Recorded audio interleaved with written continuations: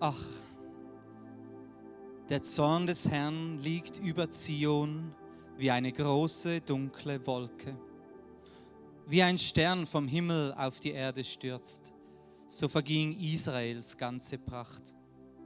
Im Zorn hat Gott selbst seinen Tempel verworfen, den Schimmel, auf dem seine Füße einst ruhten.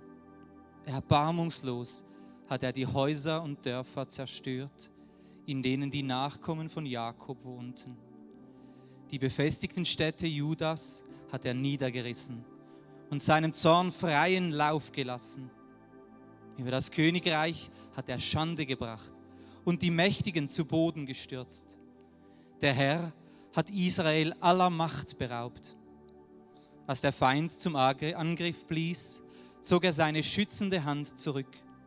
Er hat das Land in Brand gesteckt, wie ein loderndes Feuer, das alles ringsum verzehrt. Er spannte seinen Bogen und stellte sich auf, die rechte Hand bereit zum Schuss. Wie ein Feind hat er alle getötet, die uns so lieb und teuer waren. Zion bekam seinen glühenden Zorn zu spüren. Er goss ihn über die Häuser wie Feuer. Der Herr ist Israels Feind geworden. Er hat das Land in Schutt und Asche gelegt. Alle prächtigen Paläste hat er zertrümmert und die Städte machte er dem Erdboden gleich. So stürzte er die Bewohner Judas in immer tiefere Trauer und Leid.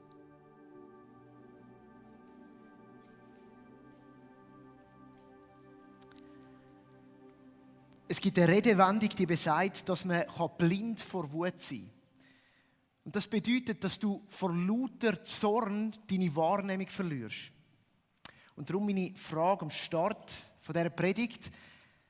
Erinnere ich dich kurz zurück, wann bist du das letzte Mal so richtig ausgerastet? Vielleicht ist es gar noch nicht so lange her. Ja, und dann ist es vielleicht nicht nur deine Wahrnehmung, die abhanden gekommen ist, sondern manchmal ist es eine Kontrolle über seine Körperbeherrschung und etwas muss durch die Luft fliegen, oder? Ich gehe davon aus, viele von uns haben einen Moment im Kopf und jetzt überleg dir einmal noch, was du dann gespürt hast. Was passiert mit dir, wenn du zornig wirst?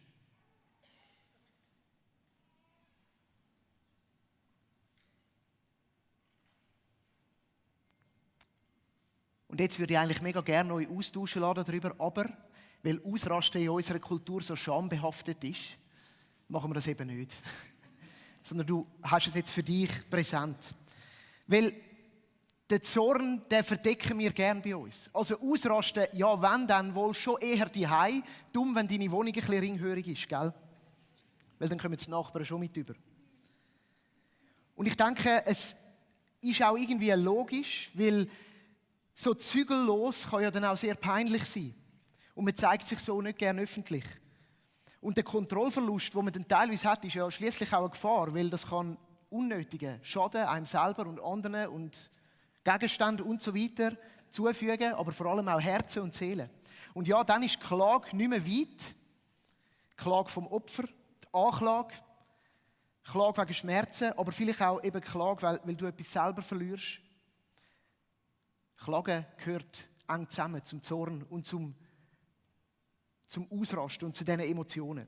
Und in dieser Serie befassen wir uns ja mit dem Buch der Klagelieder. Ein Buch, das man nicht oft darüber predigt. Ein Buch im Alten Testament. Ein Buch, das man am Prophet Jeremia zuordnet. Und es ist eine wunderschöne Sammlung von 5 Gedichten, Klagepsalmen. Und sie klagen über die Zerstörung von Jerusalem. Und für alle, die noch ein bisschen mehr wissen wollen, auch wenn man diese Klage allgemein einordnen kann, verweise ich gerne auf die Predigt Teil 1 von vor 2 Wochen vom Reto Lussi. Klagelieder sind erbarmungslos ehrlich. Und in dem Teil, wo wir uns heute darauf fokussieren, sehen wir, dass Klage einen Grund hat. Und zwar die Zerstörung von der geliebten Stadt, vom Ort, wo der Tempel von Gott war, Gegenwart. Und der Grund ist einer, nämlich der Zorn von Gott, wie uns der Text vorher vor Augen geführt hat. Ich möchte euch noch mal kurz auf den Anfangsteil mitnehmen.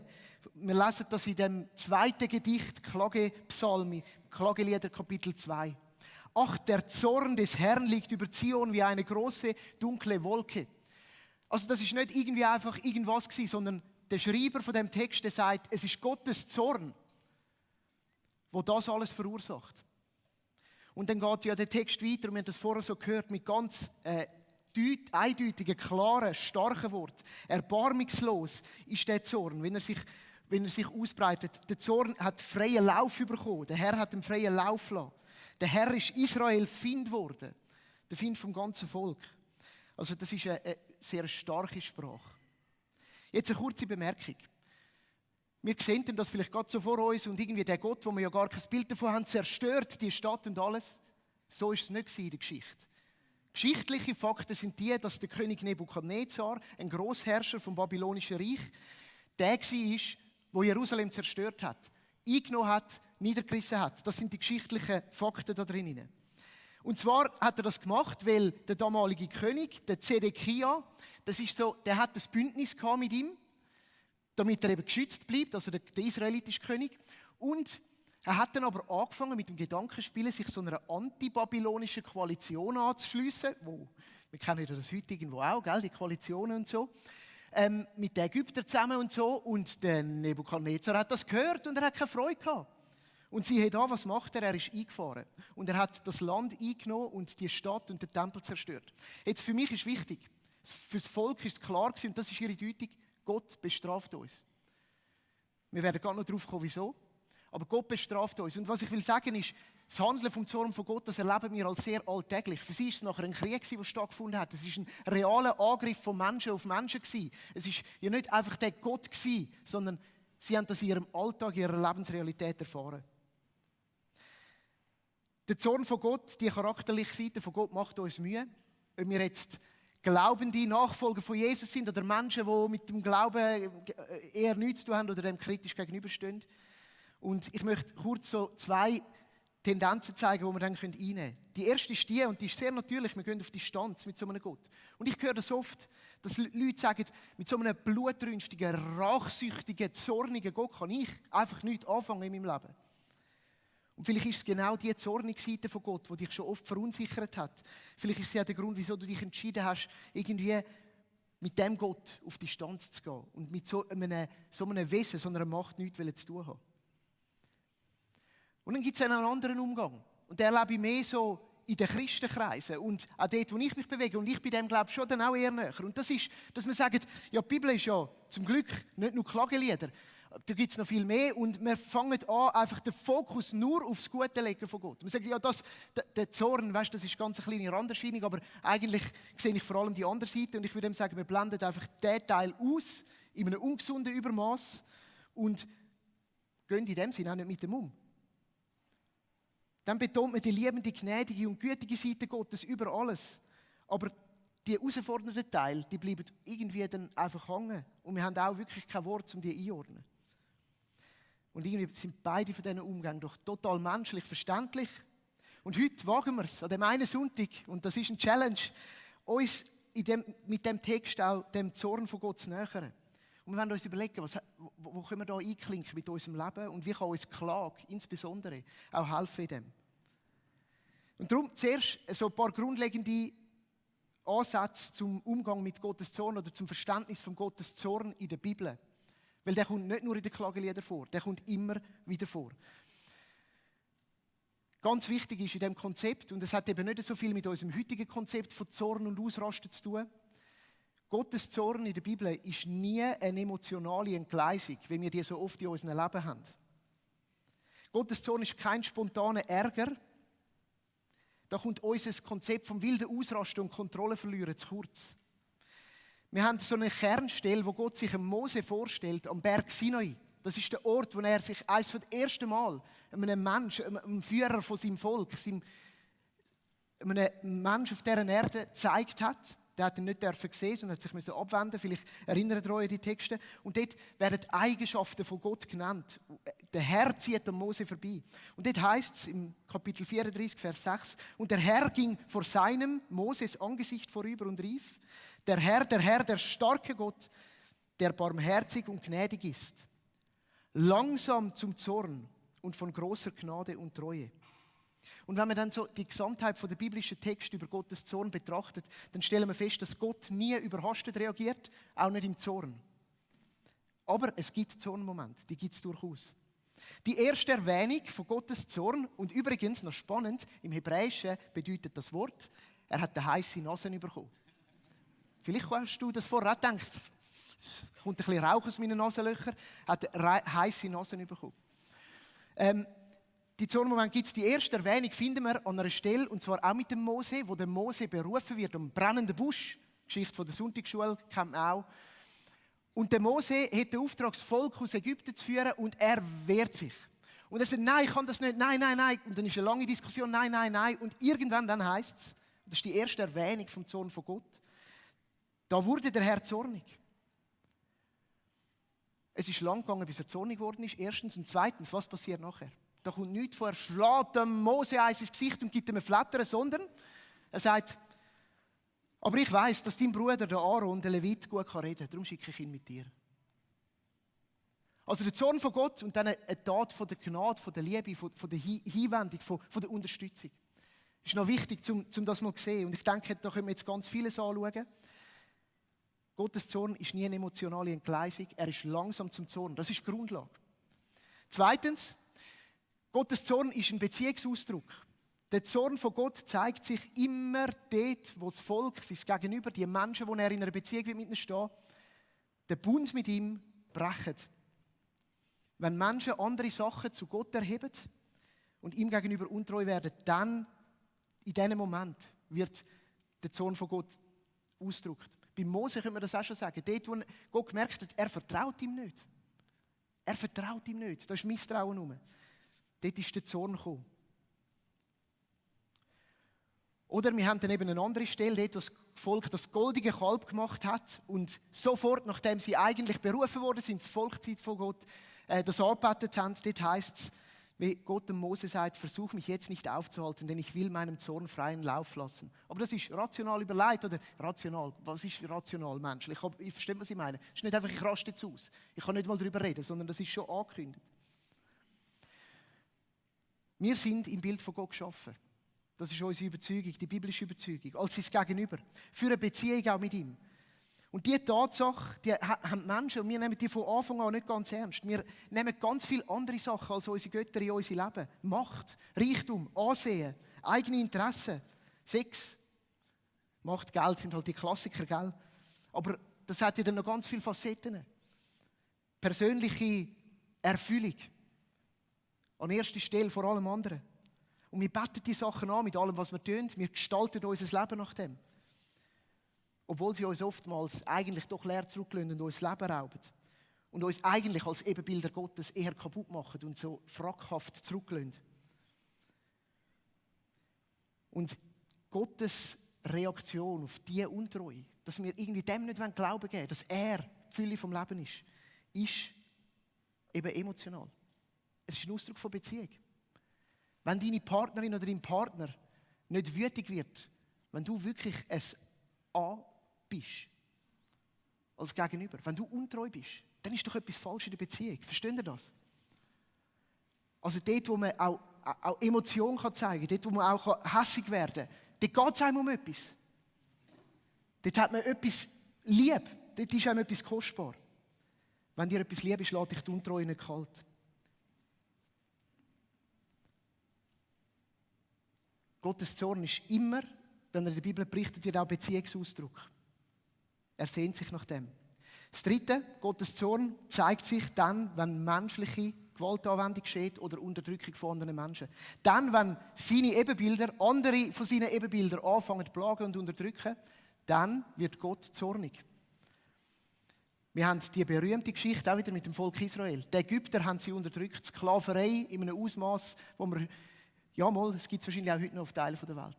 Und wir können sicher sein, das lässt Gott nicht kalt. Gott ist ein Gott von der Gerechtigkeit, ein Gott vom Leiden, dort, wo seine Schöpfung leidet. Und dort zeigt er seinen Zorn. Und so wird es uns auch berichtet, dann nach dem Auszug vom Volk aus Ägypten singt das Volkeslied. Miriam, die Schwester von Mose, hat das geschrieben. Und dort wird das ausgedrückt, dass die Größe und Macht von Gott sich gezeigt hat. In der Zornesglut hat er den Feind vernichtet, weil er Menschen unterdrückt hat. Das ist absolut widermenschlich, wider die Schöpfung gewesen. Und somit ist Gottes Zorn auch beschützende Kraft. Schau, im Angesicht von schrecklicher Ungerechtigkeit, und vielleicht ist es dir auch schon so gegangen, wenn du das siehst, dann kann manchmal ein Zorn die angemessene Antwort sein. Man muss das irgendwie ausdrücken. Wir reden vielleicht dann von heiligem Zorn. Ich möchte die kurze Zusammenfassung und die Auflistung enden mit einem Zitat von einem jüdischen Rabbiner, der in Warschau gelebt hat, der Abraham Heschel. Er sagt, die Propheten stellen den Zorn Gottes nie als etwas Unberechenbares, Unvorhersehbares, Irrationales dar. Er ist niemals ein spontaner Ausbruch, sondern eine Reaktion, die durch das Verhalten der Menschen ausgelöst wird und durch die Sorge um Recht und Unrecht motiviert ist. Das ist so das Konzept und vielleicht hilft dir das schon mal einiges. Was wäre der Gott, wenn er es ihm einfach egal wäre, wenn da Ungerechtigkeit geschieht? Was wäre der Gott ihm gegenüber zu uns, wenn es ihm gleich wäre, wenn wir ihm davonlaufen? Und trotzdem bin ich einig mit dir, wenn du dich immer noch fragst, ja, aber Gott, warum lässt du das zu? Und etwas liegt eben in dieser Tatsache, dass er dich und mich als Ebenbild geschaffen hat. In dieser Ebenbildlichkeit sucht er Beziehung auf Augenhöhe und er anerkennt die Freiheit vom menschlichen Handeln. Und das ist für mich unglaublich und auch nicht ganz ergreifbar, wie das ein Schöpfer machen kann. Er anerkennt die Freiheit, die er dir und mir gibt und sagt, die Freiheit auch zum Entscheidungen treffen, zum sich abwenden von ihm. Und das lässt er zu. Aus Liebe. Aus dieser tiefen Überzeugung, dass du musst frei sein. Und das Zweite ist, was wir auch viel sehen, das ist, warum lässt Gott das zu? Sein Handeln im Zorn wird oft nicht sehr aktiv beschrieben, sondern passiv. Er zieht sich zurück. Wir haben den Text in den Klageliedern auch gehabt, in dem Kapitel 2. Dort heißt es im Vers 3, als der Feind zum Angriff blies, der Nebukadnezar, zog er seine schützende Hand zurück. Also der Zorn von Gott wird gezeigt als ein passives Handeln, als dann nehme ich mich zurück. Ich übergebe dem Menschen seine Konsequenzen. An anderen Ort wird es ein bisschen anders formuliert. Das heißt, Gott wendet sich ab oder er verdeckt sein Gesicht vor den Menschen. Er übergibt sie ihrem Zorn. Oder ein anderes Bild, das oft gebraucht wird, ist, er gibt ihnen den Becher vom Zorn zu trinken. Das ist aber auch nur begrenzt. Das ist nicht unkontrolliert, das Meer, sondern das ist ein Becher. Also Gottes Zorn zeigt sich als Rückzug, passiv und auch in dem Respekt gegenüber den menschlichen Freiheiten, ihren Leidenschaften und den Auswirkungen davon. Und der Römerbrief, der bringt das auch sehr klar auf den Punkt. Dort heißt es, Gott war ihnen gleichgültig. Sie gaben sich keine Mühe, ihn zu erkennen. Das ist genau das. Deshalb überlässt Gott sie einer inneren Haltung, die ihr ganzes Leben verdirbt. Und dann könnt ihr selber mal den Text weiterlesen. Der hat sehr viel dann auch so Ansätze zum Weiterdenken drin. Unsere Handlungen haben Konsequenzen. Manchmal ist es konkret, wir sagen so sündhaftes Verhalten, andere Sachen ins Zentrum stellen von unserem Leben als Gott, der Schöpfer von uns. Und manchmal einfach, weil wir auch Teil von einer grösseren sündhaften Menschheit sind, von einer gefallenen Schöpfung und weiterhin auf dieser Erde leben. Das sind 2 Ansätze. Aber die Frage bleibt natürlich, warum lässt du das zu? Und ich möchte jetzt einen Switch machen und ein bisschen noch konkreter in unseren Alltag hineinkommen.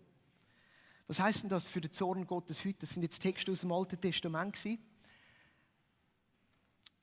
Was heisst das? Wie zeigt sich der Zorn Gottes denn heute in deinem und meinem Alltag? Ein paar Gedanken und Ansätze, sicher auch zum Weiterdenken. Also wir haben gesehen, Gott mutet uns Konsequenzen von unserem Handeln zu. Ich glaube, das bleibt. Gott mutet uns zu, mit denen zu leben. Wir sind irgendwie weiterhin Teil von dieser irdischen Welt. Also ich versuche ein Beispiel zu machen. Wenn ich meine liebsten Menschen oder mein Umfeld oder meine Arbeitskollegen dauernd extrem ekelhaft behandle, ich glaube, es ist kein Wunder, wenn man in den Wald ruft, so tönt es zurück. Das ist jetzt ein banales Beispiel, oder? Wenn ich unredlich lebe, irgendwo hat es Konsequenzen. Und das bleibt. Und so würde ich so versuchen, dich anzustoßen zum Denken. Vielleicht sind herrschende Unfrieden, Sorgen, die dich immer begleiten und du nicht los wirst. Ungesunde Lebensmuster, die du oftmals versuchst zu verdrängen, aber dann doch immer wieder auch entdeckst bei dir. Ein Indikator dafür, dass sich Gott zurückgezogen hat. Vielleicht das konstante Gefühl irgendwie von Fernsein von Gott, oder vielleicht sagst du dem Quelle vom Leben oder von Energie, von seinem Werk und von seiner Gunst.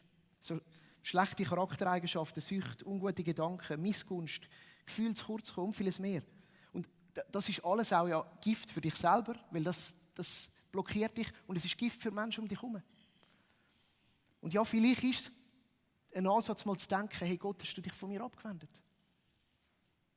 Und das darf man einmal sagen. Das darf man einmal ausdrücken. Aber dann wird ich es auch noch in einen grösseren Kontext stellen. Ich meine, wir leben in turbulenten Zeiten und das ist auch schon immer so gewesen, aber im Moment haben wir sicher das Gefühl zumindest, das massiert sich. Und vielleicht sind einige Sachen, die jetzt in der Welt auch abgehen im Moment, einfach auch ein Ausdruck von dem, dass Gott Menschen ihren Leidenschaften, ihre Leidenschaften, das Leiden ist auch drin, gell, überlassen hat.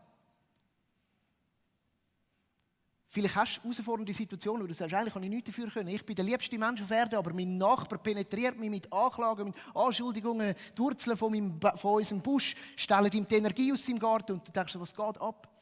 Hey, ja, da ist auch Ungutes in unserer Welt und manchmal trifft dich das, gell? Und hast vielleicht das Gefühl, das ist der Zorn von Gott oder der Rückzug von Gott. Wieso muss dir das passieren?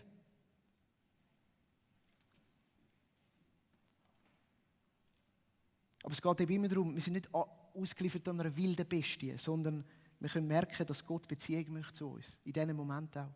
Jetzt, mir ist mega wichtig, oder? Darum bin ich da gesessen auch. Das sind Gedanken zum Reflektieren.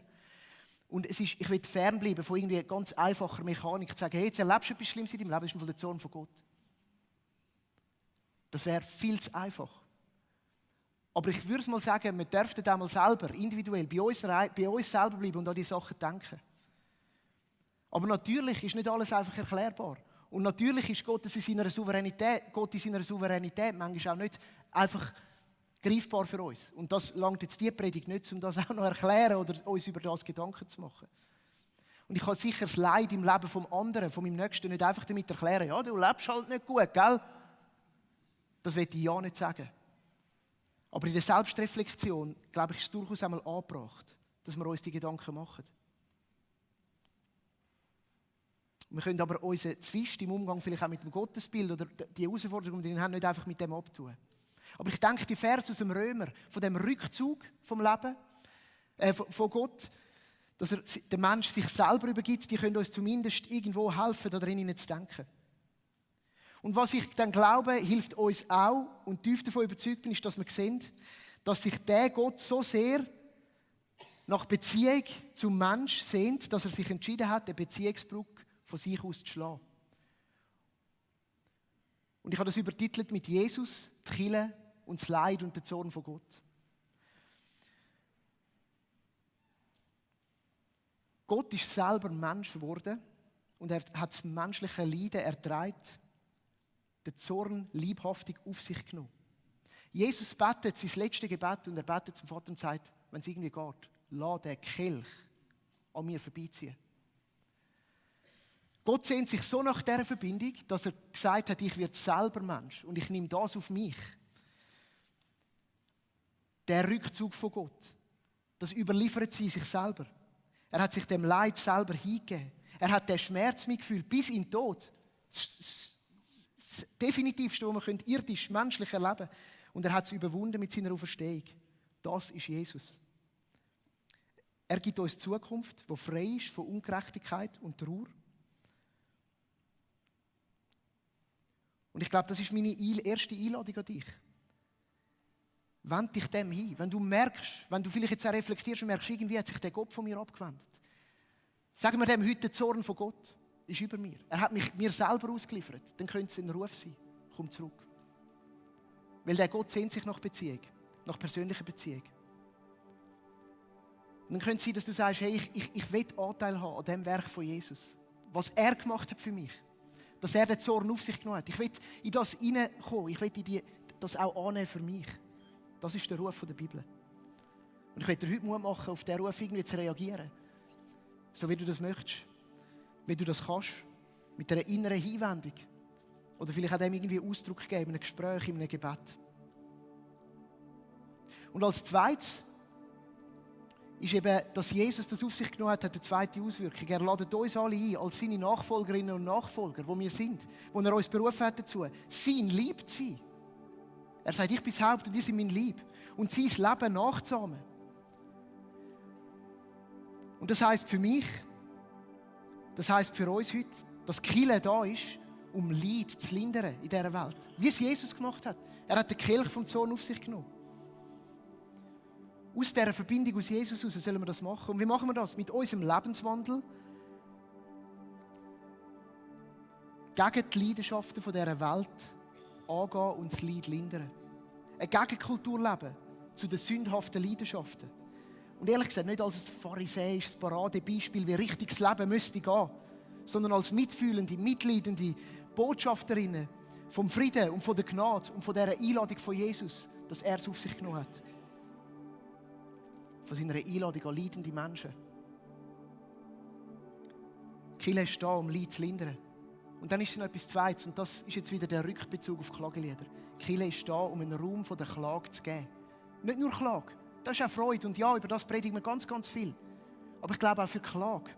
Weil die erste Reaktion vom Volk in dieser Zeit, wo Jerusalem eingenommen worden ist der erste schriftliche Nachweis, den wir haben, ist der Psalm 2 aus den Klageliedern, der ausdrückt, Gott, du bist zornig geworden, weil wir untreu sind, weil wir uns auf andere Sicherheiten abgestützt haben, andere Bezugspunkte in unserem Leben gewählt haben, versucht haben, mit anderen Herrschern zu pakten, damit wir sicher sind, damit wir stabil sind. Und sie gehen in die Klage ein. Und Klage ist immer der Anfang von Verbindung zu Gott. Und ich glaube, als Kirche sind wir da, um genau Raum zu schaffen für das. Klagelieder 5, Vers 1 heisst, Herr, führe uns doch zurück zu dir, damit wir zu dir umkehren können. Klage beinhaltet das. Es ist der erste Moment zurück. Es ist mal zu klagen über sich selber und über seine Ohnmacht, aber auch über das, was man gerade erlebt. Und dort hinein wendet man sich wie Kind zu ihren Eltern an den Punkt, wo etwas bewegen kann. An den Punkt, von dem man Rettung erwartet. Klage führt hin zu Gott und zu Jesus. Und wir brauchen diese Momente. Und wir wollen als Kirche auch ein Raum sein, wo das möglich ist. Wir wollen Menschen helfen, so einen Moment zu finden, wo wir mit ihnen klagen können. Über die persönlichen Unzulänglichkeiten, die sie haben in ihrem Leben und über die Konsequenzen, die sie daraus erleiden. Dass da ein Raum ist, wo man das sagen darf. Sagen, hey, ich fehle und ich klage darüber. Gott, wende dich mir wieder zu. Aber auch über die Ungerechtigkeiten, die einfach in dieser Welt auch manchmal über uns kommen. Und zwar machen wir das, indem wir Trost spenden, mitklagen, manchmal auch einfach schweigen.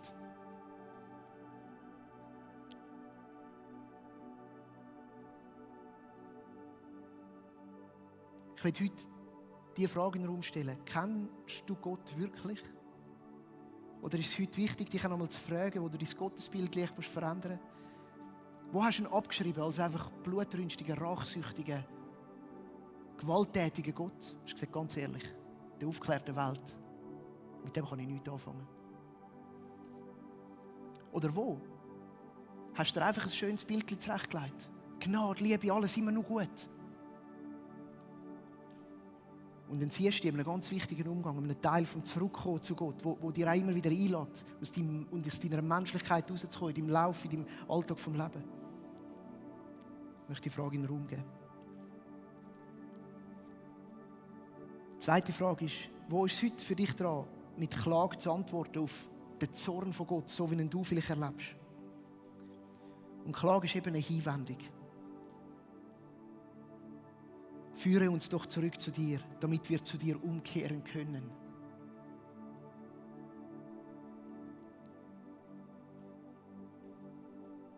Klage ist der Anfang vom Bekenntnis auch, von der menschlichen Fehlerhaftigkeit. Und ich lade dich ein, um dir über das heute Gedanken zu machen.